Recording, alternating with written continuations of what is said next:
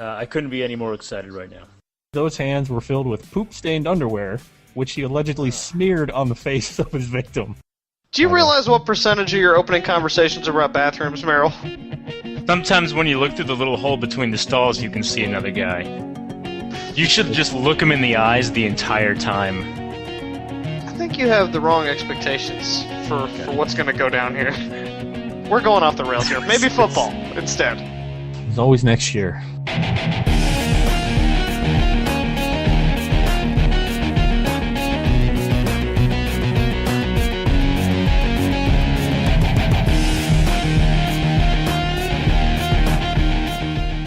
Happy Halloween and happy National Candy Corn Day, everybody. Some of us are dressed up, others are not. But we've got the old crew with us here today. We're going to do things a little differently today. We got no team overviews, no in-depth analysis of our particular fantasy league, I don't think. We're just going to kind of see how things go, maybe have a little shorter podcast this week. So we've got Anthony here. What's up, Ant? Thank God we're doing it shorter because those things were wearing on me, man. They are. We can only review teams so many times, right? So let's take a week off here. I mean, we can only consistently hit on the fact that the Winier Master of Elegance is more like the master of the worst team we've ever seen in this league before so many times.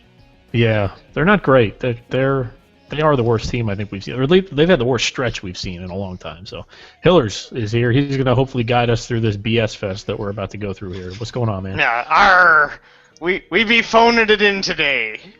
So what are you dressed up as? What are you supposed to be? Like LBJ. a football player? Oh, okay. Gotcha. LBJ. That's pretty good. Sweet. So Halloween's going on here, guys. Anthony, anything fun going on in Key West for Halloween? Well, as you can probably see behind me, I got some palm trees. And this bronze beauty right over here. I don't know if you noticed that. Oh, I am apparently a cat right now. Let me try to change that. A cat with a beard. Yeah. That's a little There rapey. you go. Very Key West of you. It is. Little rapey. Yeah. Yeah. So Hillers, are you dressing up as a pirate for Halloween and going trick-or-treating? Oh, no. Google effects only last as long as his camera's pointed at me here. Yeah. Well, you can walk around with your computer. Otherwise, I'm going as a disaffected fantasy owner, I guess. What if you got Google Glass? Would that work for you if you put Google Glass on? Are you suggesting I go dressed as a self-absorbed dork? Is that what you were going for there? No, you wouldn't have to dress up for that. Yeah, what else is there? You got me there. Yeah, so. All right, so anyway, so I don't know. How do you guys want to do this here? Normally this is where we go into our team overviews, but we're somewhat lacking in structure today. No. Also, so Hillers and I, before this podcast started, had a bit of a spitfire conversation about Matt Ryan, and I think it's probably worth bringing up. And let me just kind of preface this. The conversation is Matt Ryan a keeper? He's currently $17, so he'll be $20 to keep. And looking down the line, I mean, Matt Ryan right now is the number 10 ranked quarterback. He's already had his bye, so that's a good thing. He's been pretty consistent in the mid-20s in scoring, but then he showed his, in my opinion, old Matt Ryan self and scored a measly seven points with 4 interceptions. So that makes me that as a previous Matt Ryan owner, it brings back some bad memories of these kind of weeks every now and then for Matt Ryan. So when I think about Matt Ryan for $20, I'd be nervous if I were JD because. I don't know. Is this what you want out of a $20 quarterback? I mean, if it were me, maybe I'm overreacting because we tend to do that week to week. But man, that's tough to keep at $20. Well, and that's kind of how I read it. It was a little bit of an overreaction. I mean, the guy's been incredibly solid all season. You know, he's typically near the top of the quarterbacks. And then when we went through the list of all the quarterbacks that are likely to be kept for next year, there's probably going to be only 4 or maybe 5 teams looking for quarterbacks, and I would think that he'd be near the top of the list. A guy like Brady, is probably going to go back and would be near the top of that list too. But I mean, I'd rather have Matt Ryan than maybe some of the also-rans that would be available. And when you look at how he's done week to week, it's almost always over 20 points, and sometimes it's near 30. You only just have this one kind of stinker at 7.3.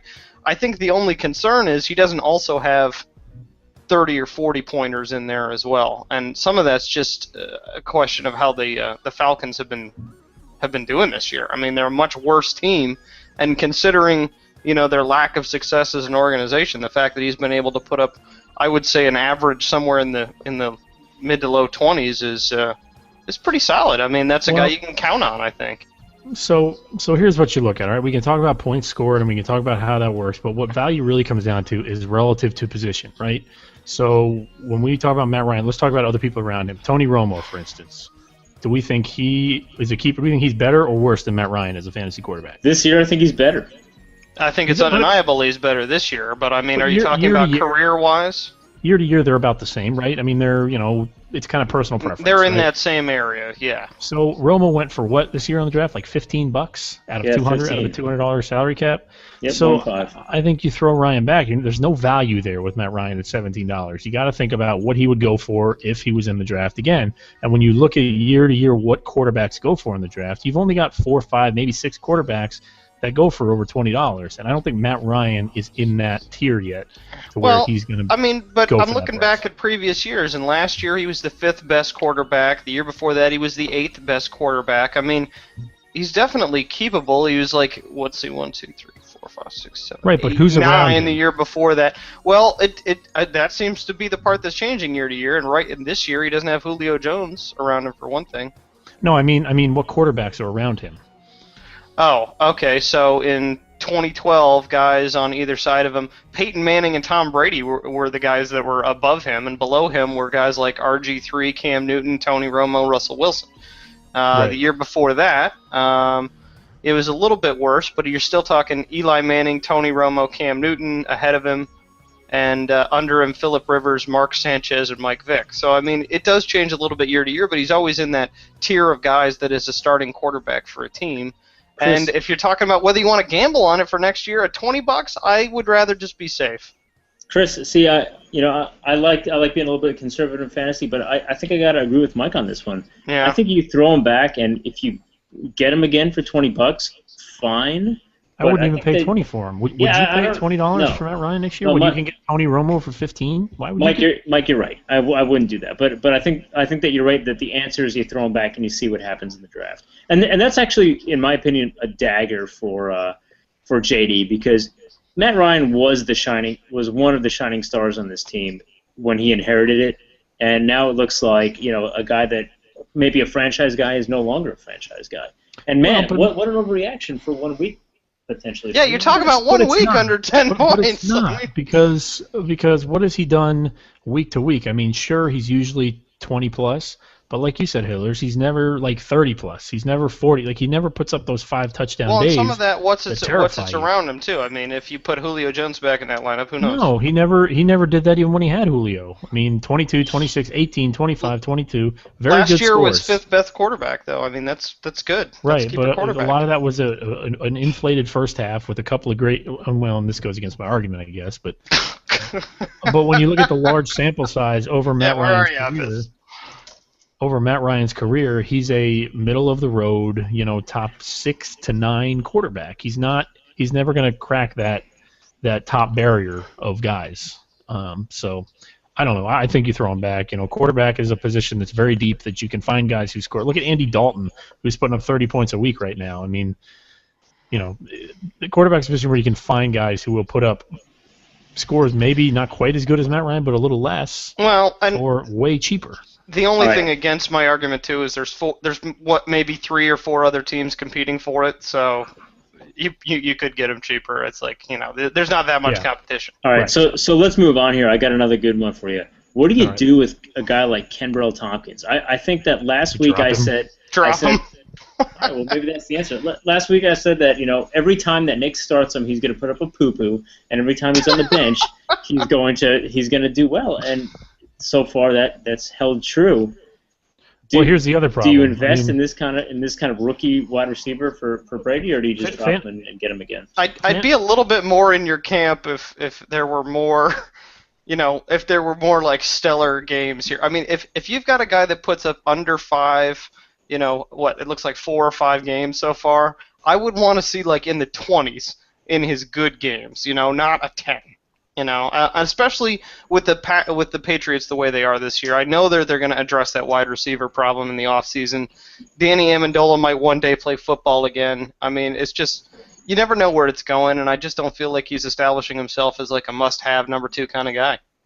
No, right. well, and part of that is, I mean, a big part of fantasy football, as in most fantasy sports, is opportunity, right? I mean, it's opportunity and skill, and that's where you get your points from. And he had the opportunity early in the year, and he did put up a couple of pretty good games because Gronk wasn't there and Amendola wasn't there. Now those guys are back, so his opportunities are going to drop, and his skill, we don't really know what that is yet. And the Patriots aren't scoring the points that they've scored in the past, specifically in the passing game. They're a run-first team right now, and he is at best the third option on a run-first team. So, ask yourself this: if he goes on waivers right now, what do people pay to pick up Kimbrel Tompkins if he's out there? What do you pay for him? Yeah, not if much. anything? Not much right now. Not a great deal. There's a lot of guys just like him on the waiver wire right now. He's replacement level. I mean, that's where your value is in fantasy. You want to look at value over what's out there on waivers, and right now he has none. Okay, so I have a couple more of these. If you guys want to humor me on this, so I think that one maybe was an easy one. I'd probably also say drop a guy like Kimbrel Tompkins.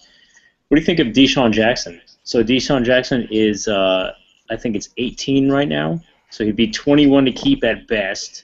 Do you keep Deshaun Jackson at 21 with an unknown quarterback situation in Philadelphia? Quarterback situation doesn't seem to weigh too much on. If anything, he's done better under Foles than he was doing under Vic. Merrill actually sort of changed my mind when we had a conversation on the same guy actually earlier today. And it's kind of tough when a team like Andy's puts him up on the trade block and you say, yeah, that seems like a pretty good trade piece. But then you look at his price that would be 21 to keep, and you're like, well, who's he going to get for him? Or what would you want to give him if you had anybody? You know what I mean? It's like, at this point, I'm not even certain I'd want to give up a guy like the one we love to talk about the most, Alshon Jeffrey, for him, and at the price that Alshon Jeffrey's at. So it's like, I don't know what he would expect to get. I mean, I think.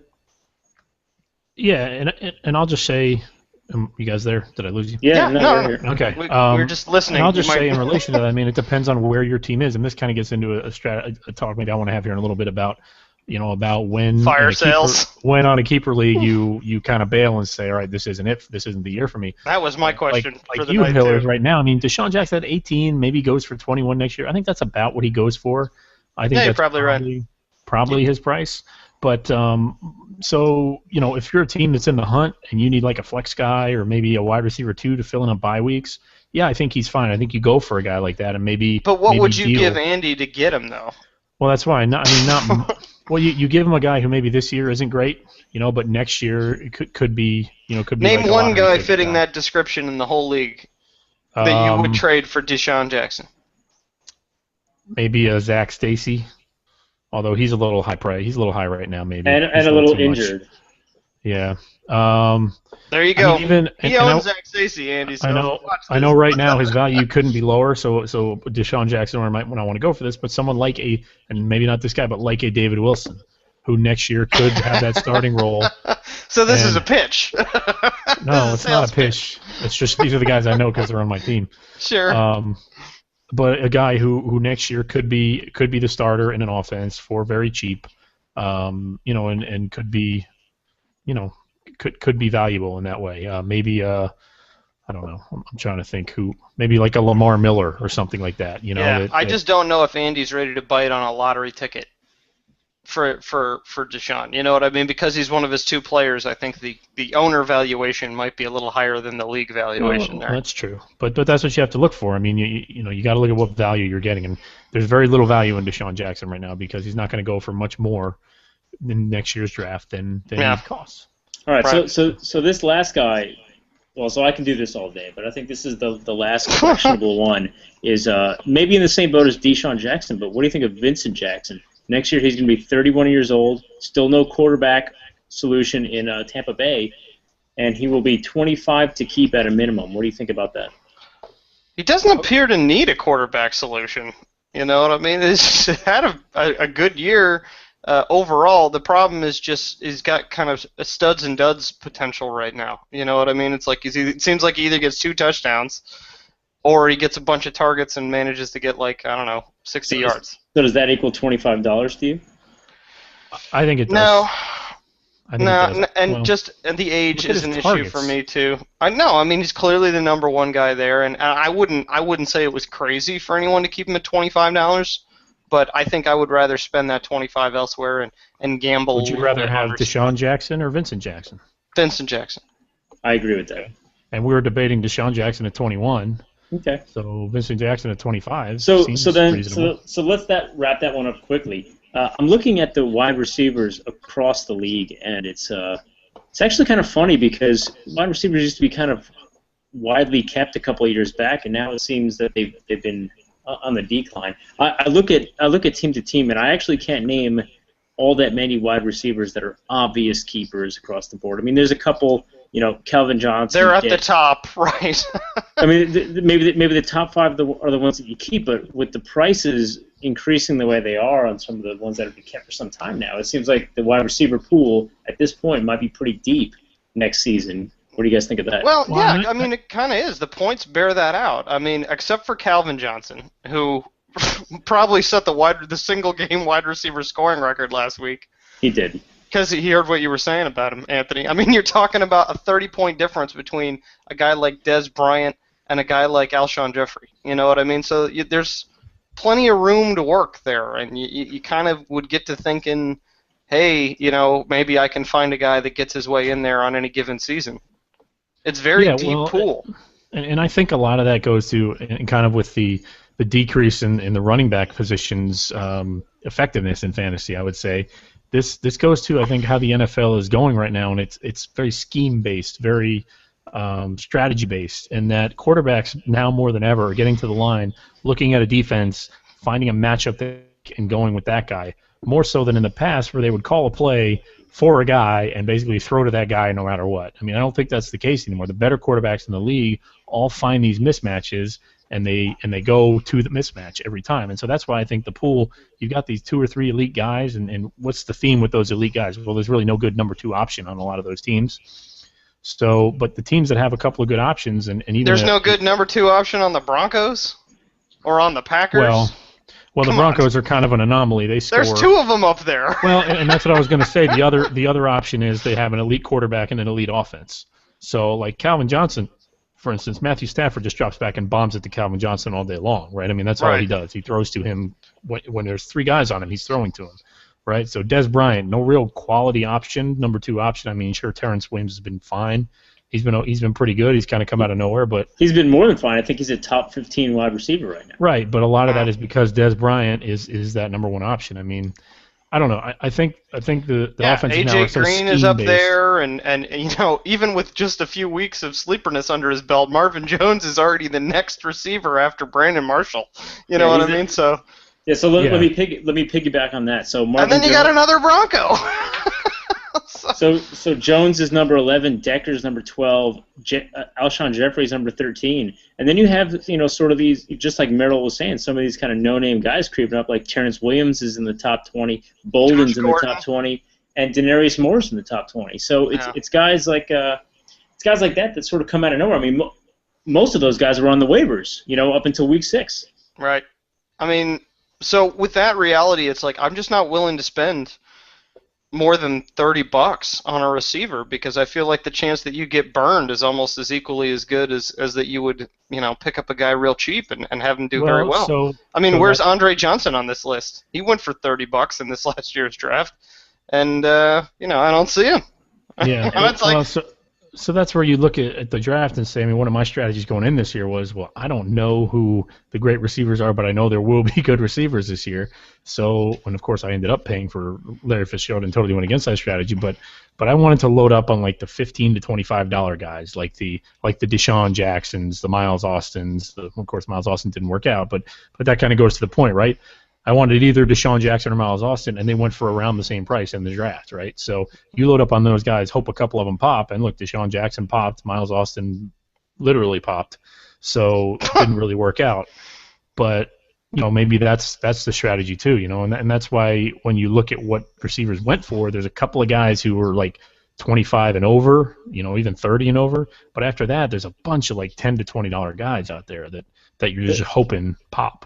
There are 2 guys that are still free agents that are ahead of Andre Johnson, and I think that's saying something.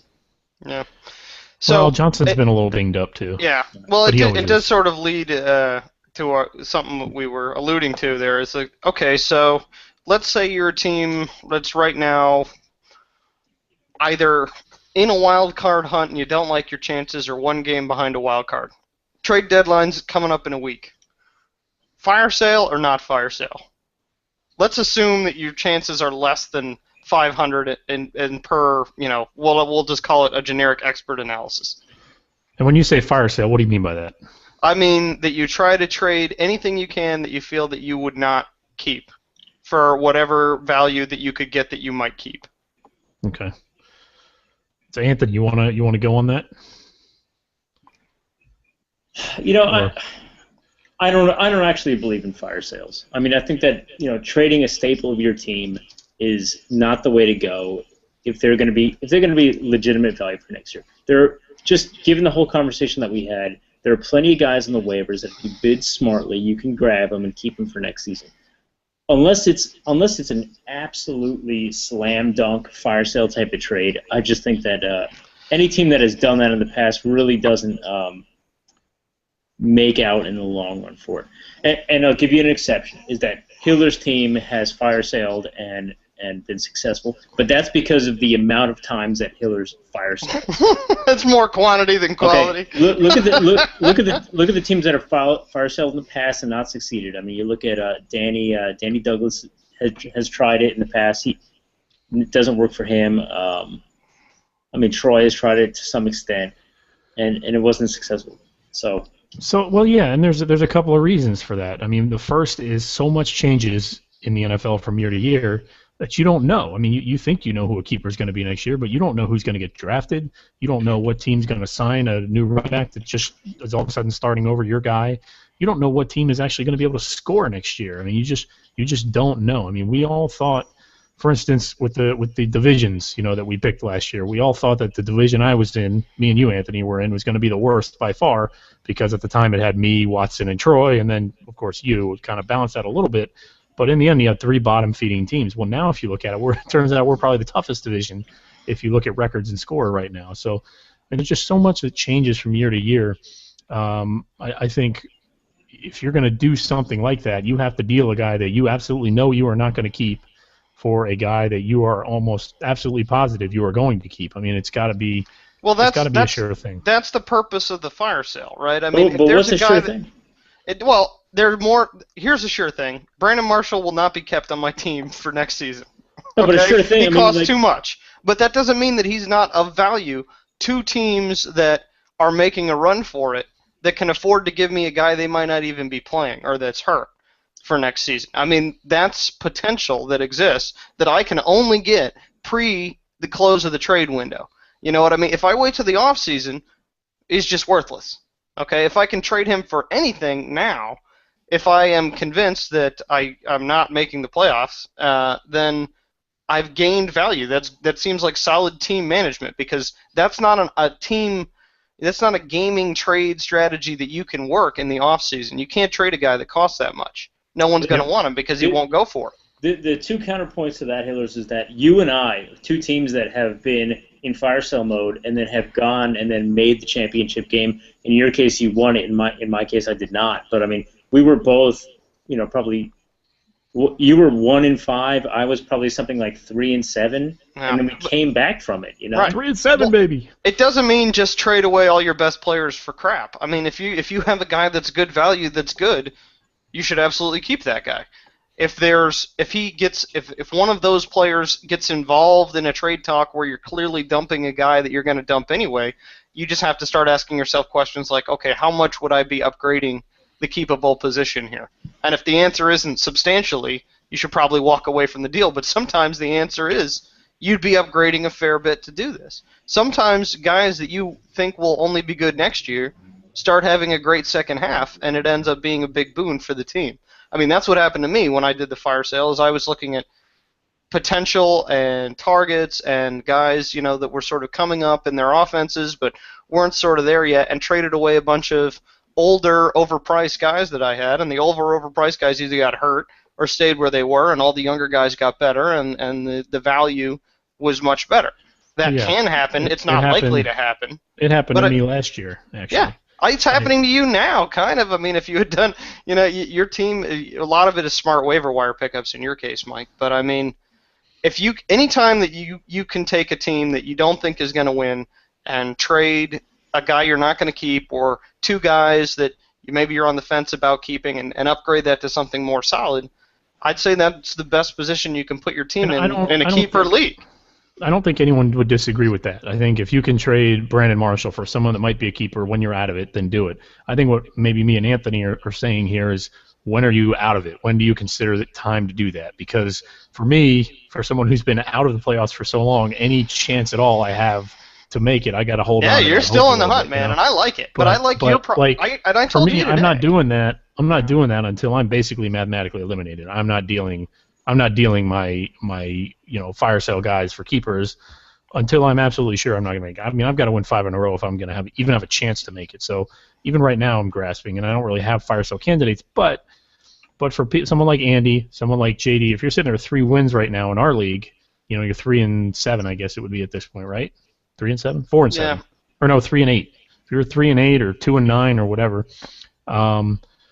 that's maybe it's time to do that. But I think for people, I don't know. It's personal preference, I guess. But well, it's personal preference, and it's a realistic assessment of being able to get there. I mean, and I told you this today. You have to win 5 of 5. Well, I'd have to win 4 of 5, and I'd rather be in your position than mine in terms of making the playoffs. You know what I mean? Your team is on the upswing. Your guys are doing better. They're healthy. My team is a giant rash of injury. They rarely play. I've got a much tougher final schedule. I think I play the Cannons and Dave and Pritchard to finish out the season, and I can't afford to lose any more than one of those games. And I could lose this week. I don't expect to, because JD's team is basically on a bye. Right. But of the next 4 games, I got to win 3 of them, and I just don't see it. And you know what? Maybe I make a deal and I still win. Maybe I don't make a deal, and I manage to lose, or I still win. It's like one deal for one guy isn't utterly selling your team out either. That's just Anthony, prudent management to me. Where are you, Anthony? You look like you're in a jungle somewhere. I'm in my backyard. This is my backyard. Do you see a telltale shimmer maybe Can you show us in the the pool? upper Is branches? the pool back there? Yeah, it's over there. You don't want to see it right now. I do want to see the pool. It's not lit up. So Oh. It's filled with naked dudes. You don't have bodies in there or anything, do you? No, of course not. Okay. So we want to do some maybe heroes and villains. Do we want to do that? Is that one of the agenda items tonight? We can, yeah. Do a couple. I don't think I'd thought through it for. I haven't really for thought it through everybody. either. We could try to wing it a little bit here, but so something we did in the past, just to kind of get into it here, something we've done in the past is people email and said, if I think this is when the superhero movies really started coming out and people started watching them a lot, but they would say, if you had to pick, who would be the villains and the heroes in this league, who would they be, and what kind of heroes or villains would they be? And maybe some wouldn't even be heroes or villains; they'd just be bystanders who don't really care about any of that mess. But or those grunts, nameless grunts kind of thing. yeah, nameless grunts, humble citizens, if you will, and you will. Yeah, because not everybody is a hero or a villain. Let's be honest. Sure. Yeah, I mean, Fox News would have you believe otherwise, or MSNBC, Yeah. but. Every fictional world needs foot soldiers. Mm-hmm. So yeah, what we did, I think in the past is, well, actually, I don't know. We just kind of went through and said we went to each team and said, are they a hero or a villain? And what do you remind them? All right, Mike. Yeah. So serve it up, Mike. When you All right. when you start us off. well, let's start with Evan. We'll start at the kind of at the top here, I guess. And I'll let it. I mean, I think I would have to lean villain on this one, just because none of us like seeing Evan win. He's been winning for so long. I think over time, if you continually win and continue to win, you just kind of de facto become a villain of the league, and nobody actually roots for you. So I think he is a villain, but I don't think he's like one of those evil scheming villains. I just think he's kind of one of the quiet ones. I can't really think of Do any- you understand the nature of a villain, Mike? I mean, Yeah, but I feel like there's some villains that are like. Do I need a thesaurus? I mean, they're evil. Being evil and scheming is what makes them a villain. I might give maybe the most clarifying answer here is that Evan is like the Shang Tsung of this league, where he is clearly a villain. He's the guy that you want to beat at the end of the game, but he's kind of aging, and you can see some weakness at this point. Yeah. So Yeah, I definitely maybe. I used on it in the last time we did this. I gave him a Emperor Palpatine status. Okay, Yeah. and I guess now I'd feel more like it's maybe James Earl Jones from that one Conan movie where he was like the undead snake priest. You know, I mean, it's like a little bit more defeatable. You know, kind of in We're gonna charge need of more of a mainstream reference. There, shambling Hillis. I think you're the hordes. only one who saw that.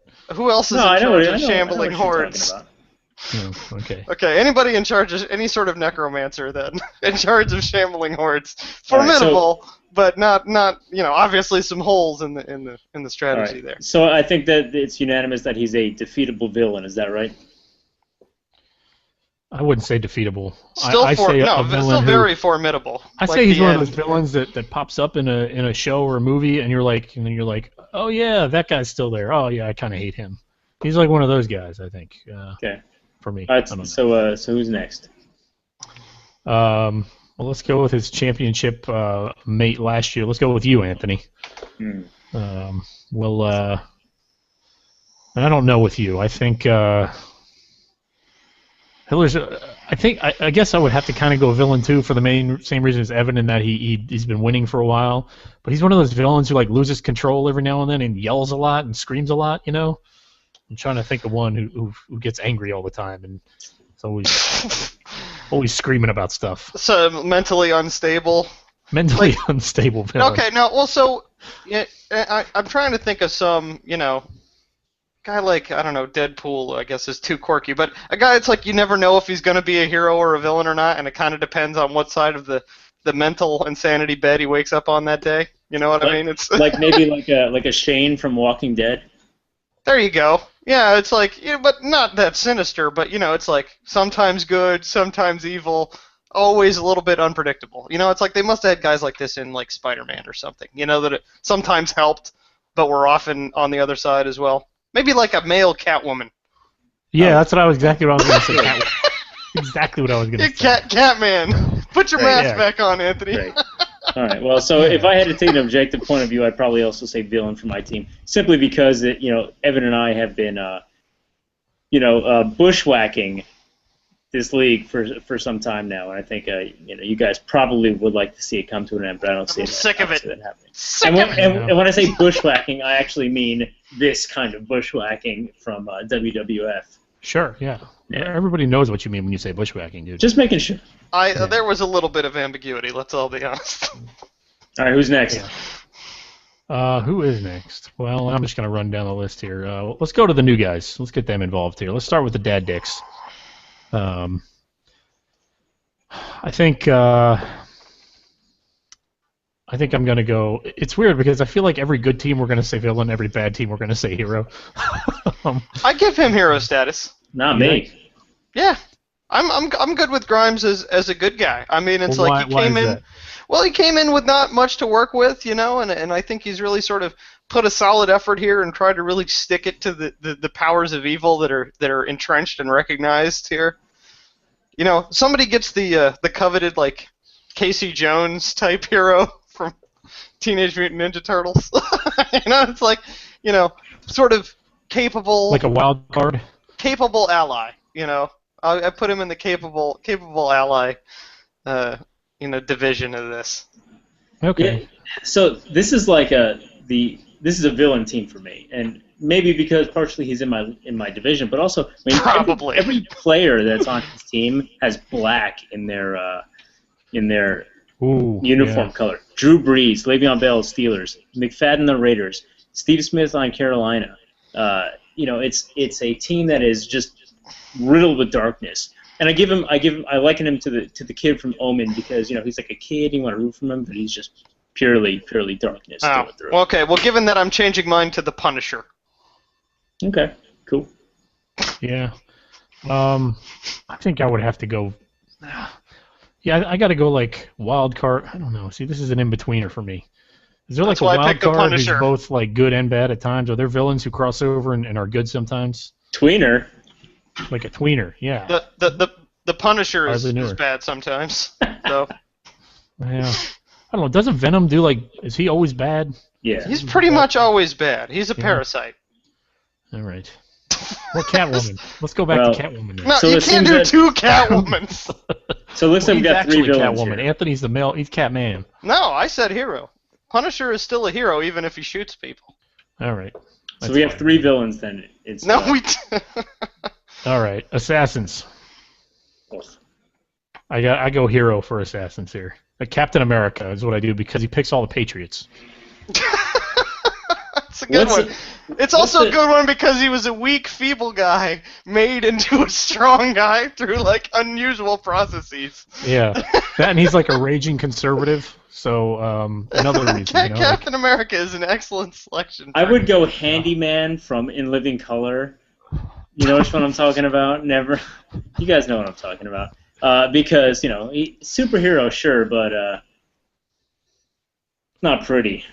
Yeah. Aquaman, so maybe? Aquaman? No, Handyman. No.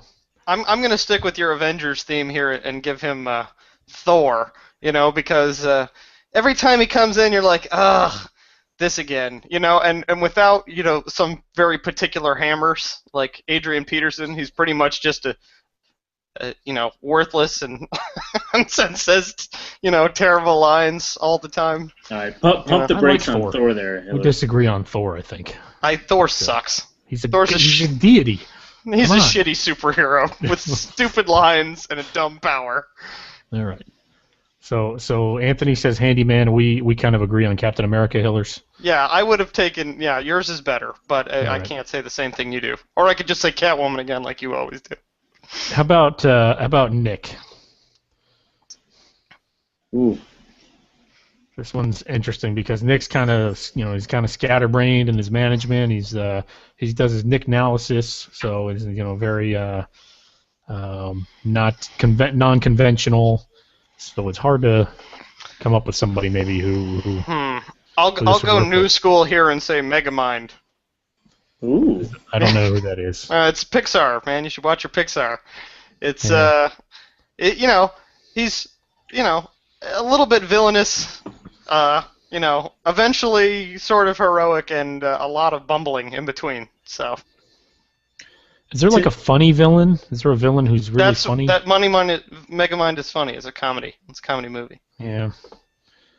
I'm thinking comic book stuff though. For me, Nick is a hero in this year. He's a hero, but he's one of those heroes that he's like the hero's father that gives his life so that the hero can fight later on.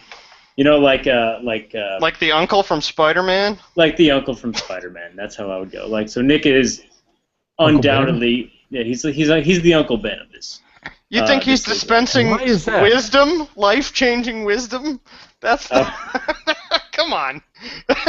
Don't ever tell him that. No, Things will no, only because get worse. no, actually that makes a lot of sense because Nick. Oh has no, been- it makes no sense. He's been ahead of the curve in some fantasy items, so therefore Uncle Ben-ish, but then also not going to make the playoffs, and therefore basically dispensable. What was Mr. Kent's name? Pa Kent. No, it was Alshon. Martha and Alshon. Martha and what was her husband's name? Pa. I think it's Pa. No, his mom's name was Martha. I don't know her dad's name. Kevin It was- Costner, I think it was. It was definitely- Joro Ken. Yeah. Definitely Alshon. Memory serves. He was next. Yeah, so Nick would be like, I don't know, a funny hero. I don't know who a funny hero is though, but wisecracking. Green Lantern, wisecracking hero of some kind, maybe. I don't know. Green Lantern. Yeah. Like, do you mean Ryan Reynolds as Green Lantern? Yeah, maybe that's what I mean. Maybe not Green Lantern, but that movie? Yeah, Van Wilder as Green Lantern. Oh, there you I go. think is what I mean. Okay. But yeah, I would say hero for Nick. I think we all kind of root for him. He's someone who's never really had any success. I mean, for some reason we tend to focus on my failures in this league, but Nick, I don't think has won a playoff game either in this league. Yeah. So Yeah, your backup guy for me, Nick, was that guy from Despicable Me, also Pixar guy, but voiced by Steve Carell. So I think we're all going to probably have a consensus on Peanut Butter Jelly Time as maybe a hero here, but I'm not sure. So Anthony, I feel like you might have an idea on this one. I view him as the I don't know if he was a Greek god, but Atlas when he was dead. He's a hero, but he was Atlas destined- was a Titan. he's destined to push the push the boulder uphill. No, that's You're not thinking Atlas. of Sisyphus. That's Yes, Sisyphus. yes. He is just like syphilis, constantly pushing the He's boulder. just like syphilis. Constantly pushing the boulder uphill. You root for him, but he's constantly facing an uphill battle. I don't think anybody roots for syphilis at all. Mrs. Syphilis does. So so that's how I view Brett's team. Definitely a hero, but it's Not a good one? it never works out for him. Like the spleen? Like the spleen. Yeah. You kind of took mine from me, Mike. I was going to say the Tick. The Tick. You know, it's like Ineffective hero. everybody wants the Tick to succeed, and a lot of times I feel like he thinks he succeeds. And who knows? Maybe he is succeeding in the long run. You know, he's certainly good-natured. He's got the goodwill of the people, but not exactly getting it done at superhero levels as you're typically, aware of them. I was going to say Nightcrawler, maybe, because he's like quiet, never says anything, and I just think Nightcrawler is boring and stupid. Well, not that I think Brett's stupid, but what's wrong with Nightcrawler? Nightcrawler is awesome. I think he's a lame hero, is what I think, and I think. Well, then Nightcrawler is a poor choice, because that is a great hero. Not that I think Brett's stupid, but I think Brett has like he's got a hero quality, and I don't know. I guess he's got a good team always, but you just never hear about it. You kind of always forget about it. He's just kind of there. I never forgot about Nightcrawler.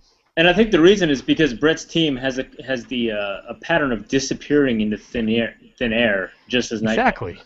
Yeah, especially at drafts. All right. Yeah. Well, okay, there's that. Yeah. I would say that sometimes you do forget about syphilis, if only because your brain is rotting. Yeah, that'll happen. So. The Chupanibres are our next team. Wow. I don't really have an opinion on this one. I would actually say a Chupanibre. Is that good or bad? Yeah, and well, it's something that looked villainous when it started, but then you realize, oh, this is kind of funny. Oh, kind of like. It's like that is actually a perfect logo for his team. It's like, oh, it's gonna be scary. Oh, everybody watch out! And then you're like, oh, wait, it's a cartoon. This is all gonna end in farce, which it is ending in farce. Is it kind of like that animal in Neverending Story that like looks pretty sinister, but it's actually just kind of like a big teddy bear that you can ride on? The Luck Dragon never looks sinister. That would be Falcor the Luck Dragon, is I think what you're talking about. That's the only thing that got written. That's what it is. He never looked sinister. He was always grinning like an idiot. Oh, all right. Well, then I don't know. Not that JD doesn't grin like an idiot on occasion. That might not be the worst. No, but there are. I feel like there's stuff. But wouldn't he have to be lucky? That we've seen where it's like you come across this thing and it looks like it's going to eat your face off, but it turns out being like a fun pet or something. Like what is? I'm trying to think of what that would be. So not like Alien. No, because they're not fun pets. They want to kill you. And there was a large creature in the labyrinth that Jennifer Connelly saved. Like a reference from the last 20 years. Well, you're asking me for comic look like they're scary creatures. I got to go with kids movies. Chewbacca, maybe? Fizzgig? I was going to say Fizzgig, but I thought that would be too obscure for Merrill, so I went with a more well-known movie. I know Fizzbo. Fizzbo. Well, so he's a hero, but he's not a very threatening one. Is that what we're the consensus? No, I think something that looks scary until you get to know it, and then you're like, oh, wow, he's just a big teddy bear. I think there's something like that in Spirited Away, but that's a pretty weird movie, and I was kind of drunk. So. Do you watch normal movies? Well, if you tell me then, Merrill, think of a character from one of your normal movies. All right, we got to move on. Spirited Away won an Oscar. Yeah, Rube. Duplex of whatever Dave's team here. What do we think of Dave in this league? I think he's Krang. I think we decided on Krang last time. I'm still gonna go Krang. I like Sauron for this one. No, Saruman, the evil wizard, where you look at him and you're like, well, this guy isn't very, not going to be a problem. But then all of a sudden he manifests some kind of orc army, and you're afraid of his team all of a sudden. Okay. So totally villain, and villain in his, no star power villain, you know what I'm saying? Just kind of straight up villain through and through. I'm gonna go hero, because I think no one gave this team any respect at all. You know, they thought it was crummy and useless, and that it was going to just fall to the bottom of the heap, and it ended up, you know, doing some good with a lot of guys and really working with what he had. So as the hero, I guess I'm going to give him Toxic Avenger. You know, like disrespected, but you know, it ends up using his horrible deformities for good. You know, I didn't believe in guys like Eddie Lacy or Marvin Jones or anything like that, but you know, this is all panning out very nicely for him, and he's 9-2. You know, that's a heroic effort, I think, to go from a disrespected team to one of the more feared teams in the league. So I'm going to give him hero. I'm going to stick with Krang because he watches football inside of a bubble. So. All right. That settles that one. Touchdown, Jesus. Whatever you get. And you can't prove that he doesn't watch football inside of a bubble, by the way. I guess not. Touchdown Jesus is our next team, and I'm going to go Captain Planet for Touchdown Jesus. Because he's got like 4 to 5 guys who, if they all combine with their powers combined, then he's like a super team. But if, you know, a couple of them don't show up or perform, even the one with the little stupid heart one, then his team is a piece of junk. So I'm going Captain Planet as a hero for Touchdown Jesus. Yeah, and despite my hatred for him this year, I'm also going to dub him as a hero, but and in the same fashion as you for all the powers combined, I'm going to go with someone like Willow. So he's got a lot of shortcomings in his team, but when they perform, he's going to be the victor. So hero for TDJ. Now I'm going villain. And I was really casting about for what sort of villain he would be, and your mention of Willow was really good, Anthony. It's like you remember that monster that was just a bunch of little things, you know, and then it got wet or something, and it rose up out of the pool and it had 2 heads, you know, and Val Kilmer had to cut its heads off. Wait, are you talking about your penis? It is also quite monstrous, but and Val Kilmer cut its head off. No, off. this is it. You know, how can I stay mad at that guy? But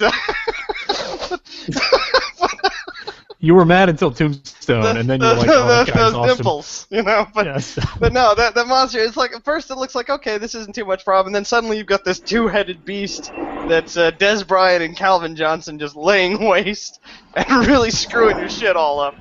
And you know, it's not indefeatable, and I feel like it's just sort of mindless terror, you know. It's like I don't sense any plan behind this, just wastefulness, you know, just laying waste to all that it sees, or maybe you know, and doing maximum damage. I don't feel like there's anything behind this moving it forward. I don't even know if he wants to be champion. I think he just wants to ruin seasons. Well, kind of in the same fashion as Captain Planet, maybe Voltron too, and like, you know, that like even if kind of the, you know, he all shows up in the end, if like he doesn't pull out the sword, he's not really worthless. Like if Calvin Johnson or somebody doesn't show up, why doesn't Voltron pull out the sword every time anyway? By the way, why does he wait? What's the deal with that? That was always a mystery. That was a mystery in many of the cartoons of the 80s. You know, he's always like, let me try this without the sword. And why would the Thundercat sword ever not be the full sword?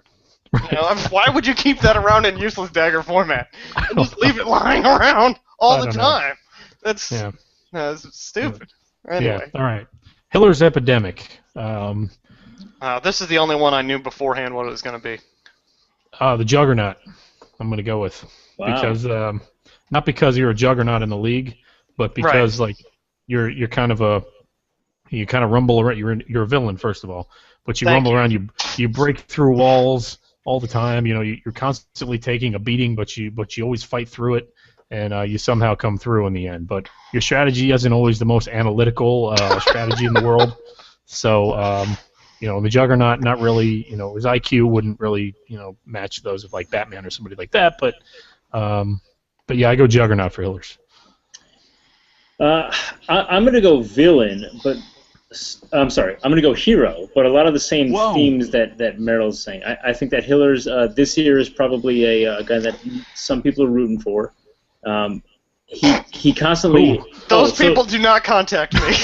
And well, I'm sort of rooting for him sometimes. If you're rooting for Hillers, please let us know in the comments section of this. Yeah, I please think, let me know. I could use a boost. I think he's a bit of a Wolverine here because his team goes down, he regenerates it with sort of nobodies, and he continues to persevere. I think his luck is about to run out, but so far that's how I see him. So I gave myself Bebop and or Rocksteady from the Teenage Mutant Ninja Turtles because I remember when they first came out, when they were first introduced, they were terrifying. You know, it's like, oh, this is going to really screw them up because they're stronger animals that have the same thing, and you know, it took like all they had to beat them, and if they were involved, it was really serious business. And then over time, you know, they got weaker and weaker. You know, it's like they just sort of... Especially in the video game. They were tough. Until at the end, they'd just be like an afterthought. You know, they'd just be beating them on their way to do something else. You know what I mean? They just beat them on a way to get their pizza or whatever, and they became comic relief. And I kind of feel like that's where I was. It started out formidable and then just decayed into just a joke. So... All right, who's next? All right, our final team here, the Masters of Elegance, the Weenyay. Wait. We skipped you, Meryl, didn't we? Yeah. I don't remember doing a verdict on you. We'll do Weenyay here. All right. Weenyay, Masters of Elegance here, hero or villain? How is he not a good guy? I mean, at this point, like, I don't know. We see him trying. He's failing consistently. He's remember when in if you want to go for a Pixar movie, The Incredibles, where there was the little kid who wanted to be like Mr. Incredible, was always failing, and then he turned into the crazy supervillain though, didn't he? Yes, but there are years to come. No. So these are like the feeble little child years of Andy's team, and then we will see him develop into an evil... Well, these are the years where he develops his evil character. Or develop a hatred for this league. I can see that happening. Hatred, because we trash him all the time. And he will be a formidable opponent in the future. That's how I see him. I would liken him, to a hero, to a good guy, but I'm struggling a little bit. Maybe you guys can help me out here. It's like I'm envisioning somebody who's... They want to help, they get up in front of whatever the evil is, and then just get smacked away like a housefly. You know what I mean? It's like, I know this has happened in many movies. Like Rick Moranis in Ghostbusters? Yeah. There you go. Perfect. Yes. Perfect. He's like, I'm going to save the day, guys. Yeah, I can be a Ghostbuster. And then the ghost is just like, wah! You know, and just puts him down. Or Steven Seagal in Executive Decision? Yes. No, that was a heroic death. All right, sorry. Well, how about the guy in... There's nothing heroic about what's going on here. This is comical. Am I lagging? Can you guys hear me? Yeah, we can hear you. Yeah, go ahead. Right. We're just ignoring you. Yeah, that's fine. How about the guy in Psycho, who makes the most feeble rescue attempt of all time? Or no, not in Psycho, I'm sorry. The Shining. The Shining, thank you. Dick Hallis was that guy's name. He flies like halfway around the world to this hotel to rescue not people. calling the police. He'd be like, I'm going to get in a plane. Let me go up this mountain and be like, I'm here to save you. Oh no, it's an axe in my chest. The only solace to that guy is that he had some boss photos in his bedroom. Remember those? I don't remember those topless Afro women. Yeah, it was like blaxploitation posters. Yeah, I want some of that. He was totally into that. But yeah, how was your rescue strategy? I'm gonna fly across. This guy's in imminent danger. I'm gonna fly across the country, rent a car. I mean, this is like at least a day and a half worth of travel. You could have called somebody that was local, you know, and be like, hey. just to start that ball rolling. Hey, there's death threats at the old lodge. Not a day and a half of psycho killing time in there. But that's not bad either. All right, last team here. All right, I guess that's my team, and I honestly don't know. Good call on that one, Merrill. That makes up for some of your previous indiscretions. All Okay. right, so I'm gonna go. This is the true American hero here on this team. This is a team that has been getting held under for several years. He's poising himself to break out. This is like the you already used Captain America. Maybe I think of like Helga from Soul Calibur. Like the shield and the womanly sword and everything. Yeah, you're perky. You're perky, like. Yeah, you're very perky. Be a woman. Well, Jamal Charles is perky, so therefore you're a woman. He's bruised. He's got a bruised knee, but he's not perky anymore. I'm gonna go with Aquaman on this one because there's it's like I only succeed when I'm swimming. right. It's just like you've always technically been on the hero team. It's like people were maybe maybe we all had contempt for you in our hearts, but you were still kind of there. But there's always one scenario, somewhere where Aquaman is like indispensable. Where Aquaman can really do some damage. And summon some sort of sea creature or have some sort of sonic thing or whatever he does. I'm not real clear on all his powers. The point is, in one arena at some time, Aquaman is going to be indispensable. And so I feel like you could have your time here. You might be poised to actually be like, hey guys, I've got powers too, and make it to the playoffs, as improbable as that might be. It would be awesome to see you be cool and into that whole winner's realm for just once, just one time, just to let you know. It's like why you were there in the first place.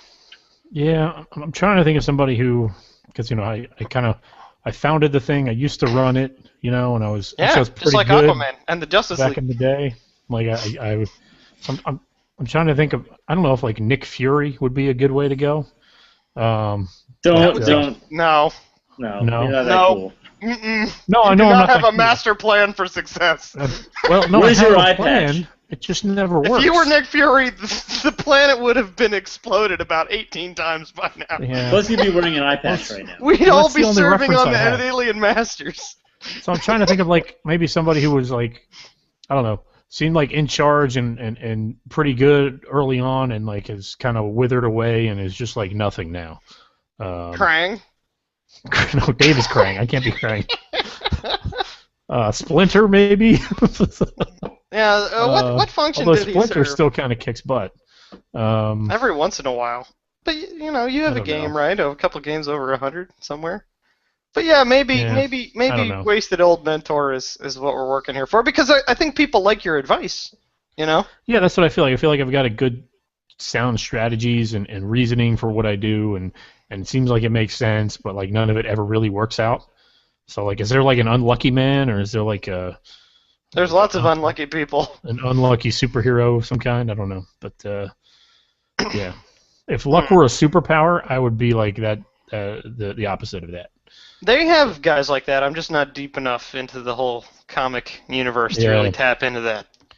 Yeah, so I don't know. Characterizing yourself is always kind of rough, right? So I don't know. Whatever I am, I'm not competent. I knew where I was. I feel good with Bebop.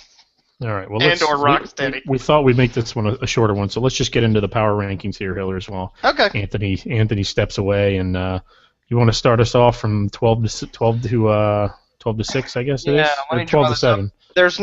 There's not drastic changes, from last week. But given the performances, I feel some people obviously merited somewhat of an upgrade. Anyway, not the Winye. They're still terrible. Still 12. They're still 12. They're still the worst. Chupa Libres. But they are took a masters hit. of elegance. Let's not be confused here. Now they are masters of something. It's just not anything that you need to win fantasy football. Well, fantasy football is not an elegant sport. It's not an elegant place to be. It's not a Right. masquerade. Sure. Chupa Libres fell to 11 after Wow. they've had poor performances now for weeks. Under 75 now, I think, the last 3 weeks. That's going to make you plummet. Let's see, I had PBJ at 10, Feisty Goats at 9, myself at 8, and... Who are the Feisty Goats? Isn't that you? The Black Oh, wait. Widows. Yeah, sorry. I got to change that on the thing. I'm just reading here. I'm like Anchorman. I'll just say whatever's on the prompter. The Black Widows are undefeated, by the way. Black Widows are undefeated. Anyway, yeah, there's nothing like a logo and a defeatist name change to really turn fortunes around in this league. I mean, historically, Just when ask Dave. teams have done that, the Power of wins implosion. start piling up. But so what is it? Myself at 8, and then Tigers at 7. So I have the Winye Masters of Elegance at 12. I have PBJ at 11. No changes there. Chupanibres at 10. Healers at 9. Assassins at 8. and Le Tigre at 7. Wow, I made the first half on somebody's power rankings. You did Come on last in the week. world, Merrill. Merrill, you did last week for me too, by the way. Oh, all right. I have Weenye Masters of Elegance at 12. Anthony, very similar here. 11, I have PBJ. At 10, I've got the Choop. At 9, I have myself, the Black Widows, and at 8, I've got Hillers. At 7, Hillers, I feel like you're close. I feel like 8 is where I belong. You're about to surpass me, actually, in my rankings. Yeah. One more week. At 7, I've got the Assassins because Tom Brady has been a dumpster fire. And then some. Yes. So, Hillers, bring us home here. Okay, let's see. At 6, I have EBS. At 5, I have the Duplex.